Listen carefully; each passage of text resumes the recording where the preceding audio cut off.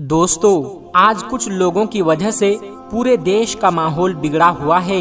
जगह जगह पर लोग हिंदू मुसलमान कर रहे हैं, जगह जगह पर दंगे फसाद हो रहे हैं। हाल ही में आपने हरियाणा के मेवात के नूह में देखा और सुना भी होगा कि किस तरह से वहां का माहौल बिगड़ा हुआ था। ऐसे बिगड़े हुए माहौल में हम आपको दो ऐसे वाक़यात बताने जा रहे हैं जिसको सुनकर आप समझ जाएंगे कि ना तो सारे हिंदू बुरे होते हैं और ना ही सारे मुसलमान बुरे होते हैं। सिर्फ कुछ लोग बुरे होते हैं जो अपने फ़ायदे के लिए ऐसा कराते हैं। ये दोनों वाक़या यकीनन आपके दिलों से नफ़रत को मिटा देंगे। इसलिए आज की ये वीडियो आप सभी के लिए बहुत ही ज़्यादा ख़ास है। आप हिंदू हो या मुसलमान, आप इस वीडियो को आखिर तक ज़रूर देखें।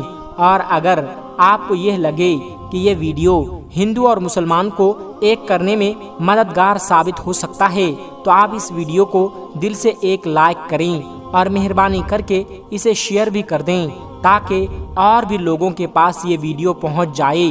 तो चलिए शुरू करते हैं। दोस्तों, पहला जो वाक़या है यह है इलाहाबाद की रहने वाली एक लड़की जिसका नाम आरती था। आरती लखनऊ में रहकर अपनी पढ़ाई पूरी कर रही थी। आरती उस दिन अपने घर इलाहाबाद जाने वाली थी, मगर उसी दिन उसके किसी फ्रेंड के घर में कोई पार्टी थी। इसलिए उसने सोचा कि पहले मैं अपने फ्रेंड के घर पार्टी अटेंड कर लेती हूँ, उसके बाद शाम को अपने घर चली जाऊंगी। बस यही सोचकर उसने अपना रिजर्वेशन भी करवा लिया। उसके बाद आरती ने पार्टी अटेंड की और फिर शाम को वो सीधी अपनी फ्रेंड के घर से निकली और रेलवे स्टेशन पर पहुंच गई और जाकर ट्रेन में अपनी सीट पर बैठ गई। आरती का रिजर्वेशन जिस बोगी में था उसमें लगभग सभी लड़के ही थे जिनके हंसी मजाक आरती को खूब डरा रहे थे। टॉयलेट जाने के बहाने से आरती पूरी बोगी घूम आई थी। मुश्किल से पूरी बोगी में 2 या 3 औरतें रही होगी। ये देखकर आरती डर के मारे कांप रही थी, क्योंकि पहली बार वो रात के वक्त ट्रेन में सफर कर रही थी और वो भी अकेले। इसलिए वो पहले से ही बहुत ज्यादा घबराई हुई थी और अब उसकी बोगी में सारे लड़के ही भरे हुए थे। यह देखकर अब वो और भी ज्यादा डर गई। इसलिए फिर वो खुद को इत्मीनान रखने के लिए अपनी सीट पर बैठी और एक मैगजीन निकालकर पढ़ने लगी। बोगी में लड़कों का एक झुंड था जो शायद किसी कैंप में या किसी पिकनिक पे जा रहा था और लड़कों का हंसी मजाक और उनकी बातों ने आरती को और भी ज्यादा डरा दिया था। आरती के डर और खौफ के बीच रात धीरे धीरे गुजरने लगी, मगर आरती अभी भी कांप रही थी। यह देखकर अचानक सामने की सीट पर बैठे लड़के ने कहा कि हेलो, मेरा नाम अनिल है और आप तो डर के मारे पीली पड़ चुकी हो। तो आरती ने धीरे से कहा जी। तो लड़का समझ गया और वो कहने लगा जी कोई बात नहीं, अगर आप अपना नाम बताना नहीं चाहती है तो मत बताइए, मगर वैसे आप जा कहाँ रही हो। तो आरती ने धीरे से कहा कि इलाहाबाद। इतना सुनते ही लड़के ने कहा कि क्या इलाहाबाद? अरे वाह, वो तो मेरे नानी का घर है, इस रिश्ते से तो आप मेरी बहन लगी। खुश होते हुए अनिल ने कहा। फिर इलाहाबाद की अनगिनत बातें वो बताता रहा कि उसके नाना जी काफी नामी इंसान हैं, उसके दोनों मामा सेना में ऊंचे पद पर हैं। इस तरह से वो नई पुरानी बातें करने लगा। आरती भी धीरे धीरे नॉर्मल होकर अनिल की बातों में दिलचस्पी लेने लगी और आरती रात भर अनिल जैसे भाई के साए में सोती रह गई। सुबह आरती ने कहा कि लीजिए, आप मेरा पता रख लीजिए, कभी नानी के घर आना हो तो आप हमारे घर भी जरूर आइएगा। तो यह सुनकर लड़के ने कहा कि कौन सा नानी का घर? अरे बहन, वो तो मैंने आपको डरते हुए देखा तो मैं झूठ मूठ के रिश्ते गढ़ने लगा। मैं तो पहले कभी इलाहाबाद आया ही नहीं। यह सुनकर आरती चौंक उठी। तो लड़के ने कहा कि बहन, ऐसा नहीं है कि सभी लड़के बुरे ही होते हैं, कि किसी अकेली लड़की को देखा नहीं कि उसके ऊपर गिद्ध की तरह टूट पड़े। हम में से ही बाप और भाई भी होते हैं। इतना कहकर प्यार से आरती के सर पर हाथ रखकर अनिल मुस्कुराने लगा। आरती अनिल को देखती रही जैसे कि उसका कोई सगा भाई उससे विदा ले रहा हो। आरती की आंखों में आंसू आ गए थे। तभी जाते जाते अनिल ने आरती से कहा कि हाँ बहन, میرا نام انل نہیں ہے، میرا نام احمد ہے۔ یہ سن کر آرتی اور بھی زیادہ حیران ہو اٹھی۔ تو دوستو، یہ تو ہوئی ایک مسلم لڑکے کی بات۔ اب آپ کو ایک مسلم لڑکے کا ایک اور واقعہ بتاتے ہیں، جس کو سن کر بھی آپ کا دل خوش ہو جائے گا اور آپ کے دل سے نفرت ختم ہو جائے گی۔ دوستو، اب ہم آپ کو جو واقعہ بتانے والے ہیں، یہ واقعہ گجرات دنگے کا بتایا جاتا ہے۔ کہا جاتا ہے کہ 27 فروری 2002 کو دن کے وقت ایک ٹرین میں آگ لگنے کی وجہ سے ہندو مسلمانوں کے بیچ میں لڑائی شروع ہو گئی تھی، جو رات تک بڑھتے بڑھتے بہت زیادہ بڑھ گئی تھی۔ پھر رات کے وقت میں لوگ ٹولیوں کی شکل میں سڑکوں پر گھومنے لگے اور بے قصور لوگوں پر حملہ کرنے لگے۔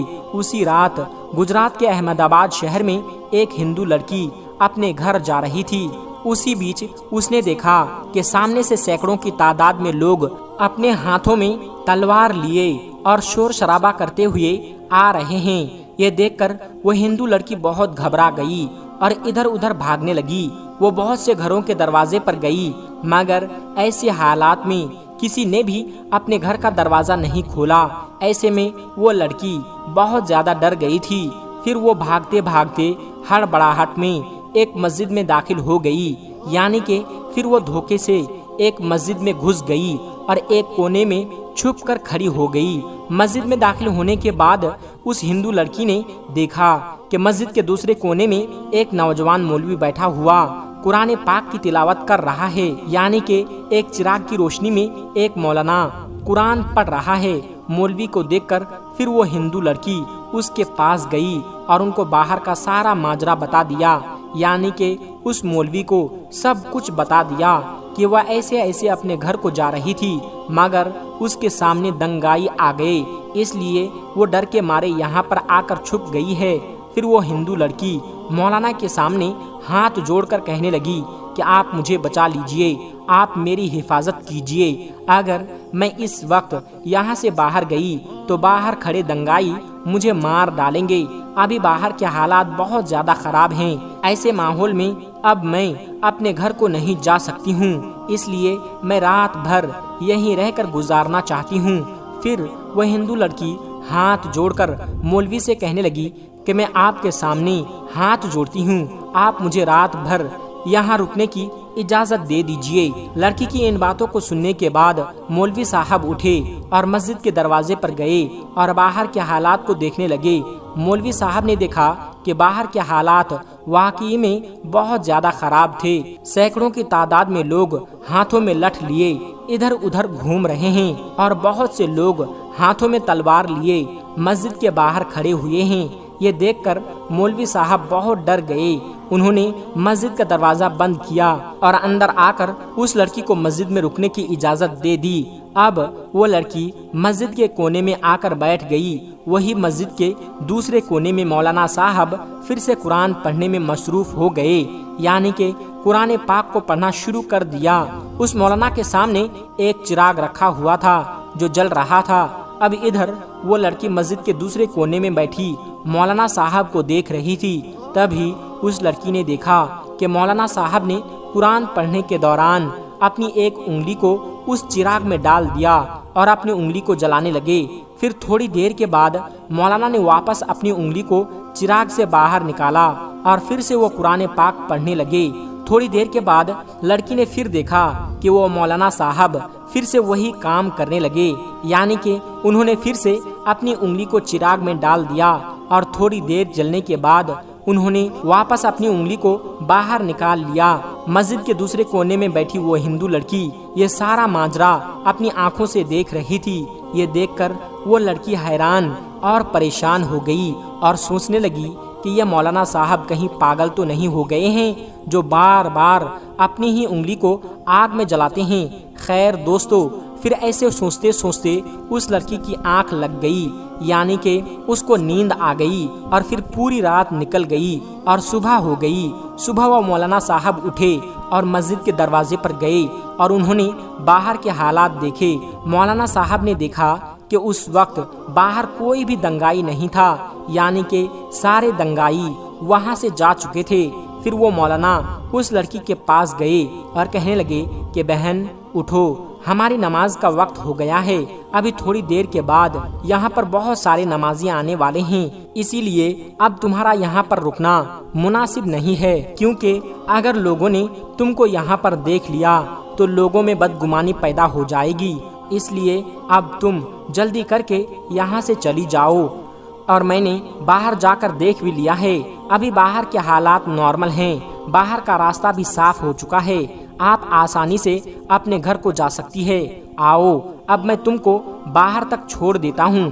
یہ سن کر اس لڑکی نے کہا کہ اگر باہر کا سب جا چکا ہے تو مجھے جانے میں کوئی حرج نہیں، مگر جانے سے پہلے آپ سے ایک بات ضرور پوچھنا چاہوں گی، میں آپ سے ایک سوال کرنا چاہتی ہوں، پہلے آپ اس کا جواب دیں۔ یہ سن کر مولانا صاحب کہنے لگے، پوچھئے بہن کیا پوچھنا چاہتی ہو؟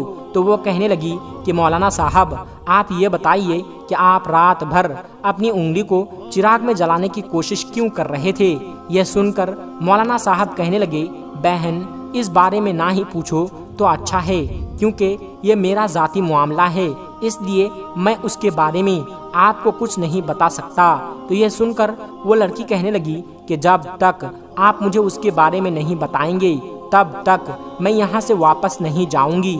اس لیے پھر مولانا صاحب کو اس کے بارے میں مجبوراً بتانا پڑا۔ پھر وہ مولوی صاحب کہنے لگے، دیکھو بہن بات دراصل یہ ہے کہ جب تم رات کے وقت یہاں پر آئی تھی تو تمہاری خوبصورتی کو دیکھ کر شیطان نے مجھ کو بہکانا شروع کر دیا تھا، اس لیے پھر میرے دل میں نفسیاتی خواہشات ابھرنے لگے تھے، یعنی کہ تم کو دیکھ کر میرے دماغ میں غلط غلط اور گندے خیال آنے لگے تھے اور وہ مجھ کو بے چین کرنے لگے تھے، اس لیے فوراً میرے دل نے مجھ سے کہا کہ اگر تم برا کام کرو گے، اگر تم غلط کام کرو گے تو کل قیامت کے دن تمہیں جہنم کی آگ میں جلنا پڑے گا، جو اس دنیا کی آگ سے 70 گنا زیادہ بھینکر ہوگی، طاقتور ہوگی، اس لیے پہلے تم اس دنیا کی آگ کا مزہ چکھ لو۔ بس یہی سوچ کر پھر میں نے اپنے دل کی بات کو مانتے ہوئے اپنے جسم کو آگ کے حوالے کر دیا اور اپنے جسم کو آگ کا مزہ چکھانے لگا اور اپنی نفس سے کہنے لگا کہ اگر تجھ میں آگ کی تپش کو برداشت کرنے کی طاقت ہے تو پھر تمہاری مرضی ہے، تم جو چاہو وہ کر لو، اگر تم اس کو برداشت کر سکتے ہو تو پھر تم یہ گناہ کر لو۔ اس لیے رات میں جب جب بھی میرے دماغ میں غلط اور گندے خیال آئے تب میں نے اپنے نفس کو آگ کے حوالے کر دیا اور نفس کو آگ کا مزہ چکھانے لگا۔ آگ کی تپش دیکھ کر میرے نفس غلط کام کرنے سے رک گئی، ایسے کرتے کرتے ہی میری پوری رات گزر گئی۔ تو دوستو دیکھا آپ نے، نہ ہی سارے ہندو برے ہوتے ہیں اور نہ ہی سارے مسلمان برے ہوتے ہیں، برے کچھ گنے چنے لوگ ہوتے ہیں جن کو بھی برا بنا دیا جاتا ہے، کیونکہ وہ برا بنیں گے تبھی وہ کسی کا فائدہ وہاں پر ہوگا۔ کچھ لوگ ہیں جو اپنے فائدے کے لیے ہندو مسلمان کو لڑوانے کا کام بڑے لیول پر کر رہے ہیں، اسی لیے آپ ایسے لوگوں کی باتوں میں کبھی نہ آئے اور آپس میں سب مل جل کر رہے، اسی میں ہم سب کا فائدہ ہے، ہمارے دیش کا فائدہ ہے۔ دوستو پیارے نبی حضرت محمد صلی اللہ علیہ وسلم نے فرمایا کہ جب تم سونے کے لیے بستر پر جاؤ تو بتی بجھا دیا کرو، یہ حدیث شریف میں ہے، لیکن اس کا مقصد کیا ہے، اس حدیث کی تشریح کیا ہے، یہ ذرا سمجھنے کی چیز ہے۔ جن روایات میں یہ الفاظ ہیں تو اس کے ساتھ میں تشریح بھی ہے کہ رات کو اگر آپ بتی جلتی ہوئی چھوڑیں گے، چراغ جلتا ہوا چھوڑیں گے تو شیطان جو آتے ہیں اور چوہے اور بلیوں کو کھینچ کر لے جاتے ہیں اور اس سے گھر میں آگ لگ جائے گی۔ تو بتی سے مراد آج کی لائٹ، ٹیوب لائٹ یہ نہیں ہے۔ اس حدیث کا جو مقاصد ہیں وہ یہ ہیں کہ ایسا چراغ یا ایسی بتی جو آگ سے جلتی تھی جیسے رسالت کے زمانے میں ہوا کرتی تھی، تو اس طرح کی جو بتیاں ہیں ان کی یوں مثال لے سکتے ہیں جیسے آج کل گیس ہے، تو گیس کا جو بلب جل رہا ہے اس میں یہ خطرہ ہے کہ ہو سکتا ہے کہ لائٹ چلی جائے اور گیس جلائی جائے یا دوبارہ آئے تو پھر گھر والوں کے لیے خطرہ ہو جائے یا جان کا اندیشہ ہو سکتا ہے۔ تو ایسی چراغ جو گیس یا ایسی بتی جو موم بتی ہے یا پھر وہ پرانے دور کے چراغ وہ ہیں تو ان کے لیے یہ حکم ہے۔ اگر یہ ٹیوب لائٹ یا بلب ہیں وہ اس کا مقصد نہیں ہے، کچھ لوگ بعض اوقات ایسا ہوتا ہے کہ آدمی کو خطرہ ہوتا ہے، وہ اگر لائٹ جلا کے نہ رکھے تو اس کی جان و مال، آبرو، اس طرح کا اندیشہ ہوتا ہے، تو اگر وہ جلا کر سوتا ہے تو کوئی حرج نہیں۔ لیکن کبھی ایسا ہوتا ہے کہ لائٹ جلتی رہے تو نیند نہیں آتی ہے، تو ایسے موقع پر اگر وہ لائٹ بند کر کے سوتا ہے تو کوئی حرج نہیں، لیکن بظاہر ایسا بہتر لگتا ہے کہ اگر کوئی عذر نہ ہو، کوئی مسئلہ نہ ہو تو بند کر کے سو جاؤ، زیادہ اچھا ہے۔ یہ ہلکی لائٹ جیسے زیرو بلب ہوتا ہے۔ تو پوری گفتگو کا حاصل یہ ہے کہ احادیث میں جو بتی کی بات آئی ہے اس سے مراد یہ ٹیوب لائٹ یا بلب مراد لینا یہ ٹھیک نہیں ہے۔ اس سے وہ آگ جلنے والی بتی مراد ہو سکتی ہے، یا موم بتی، چراغ، جو آگ پہ جلنے والی چیز ہوتی ہے۔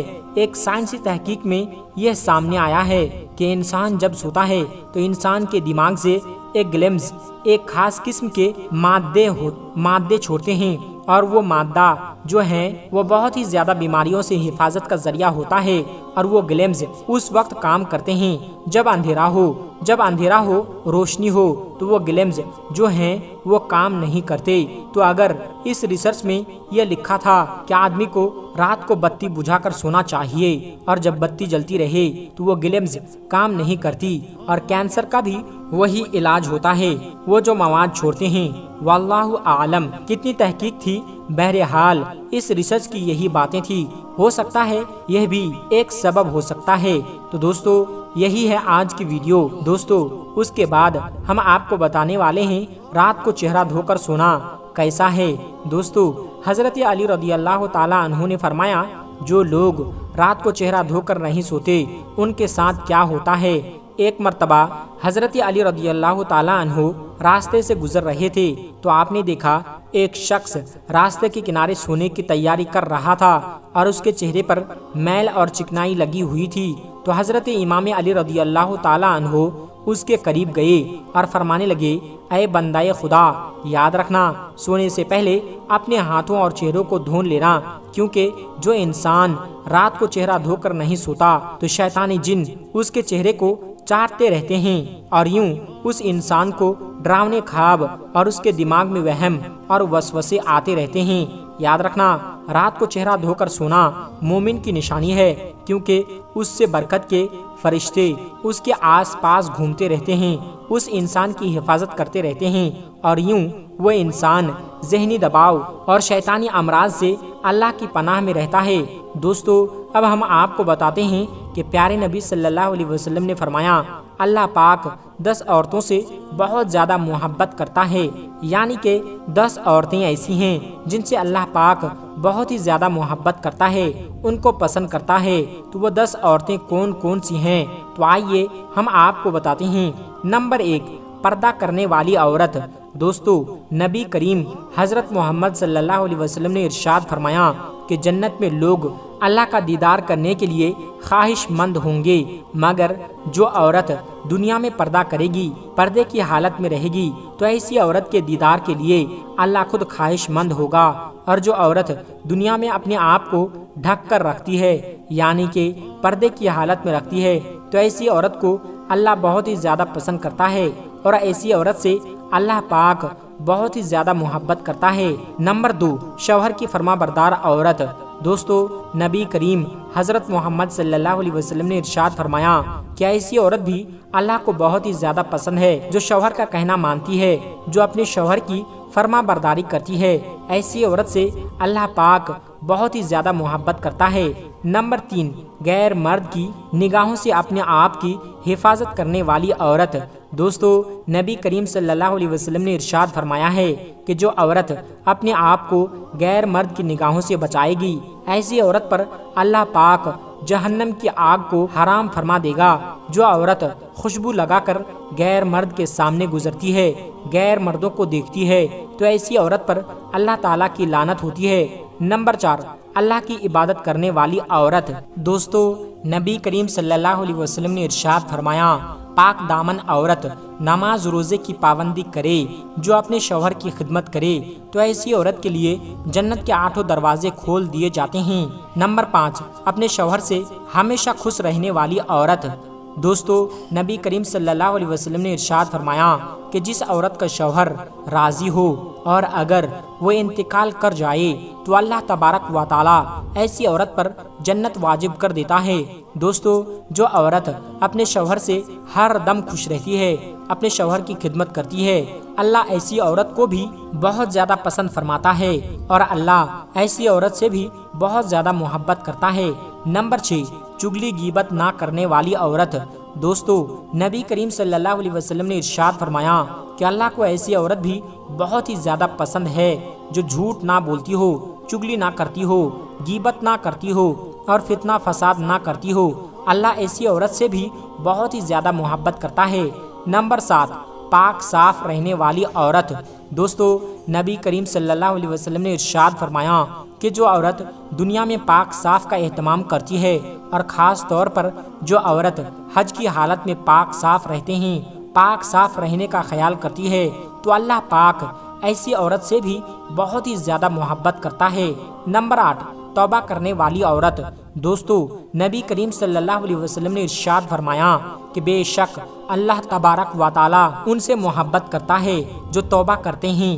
مطلب کہ جو عورت اللہ سے توبہ کرتی ہے، استغفار کرتی رہتی ہے، اللہ ایسی عورت کو بہت زیادہ محبت کرتا ہے۔ نمبر 9، صبر کرنے والی عورت۔ دوستو نبی کریم صلی اللہ علیہ وسلم نے ارشاد فرمایا کہ بے شک اللہ صبر کرنے والوں سے محبت کرتا ہے۔ مطلب کہ دوستو اللہ پاک ایسی عورت سے بھی بہت زیادہ محبت کرتا ہے جو دکھ اور تکلیف آنے پر صبر کرتی ہے اور اللہ کی رضا پر خوش رہتی ہے۔ نمبر 10،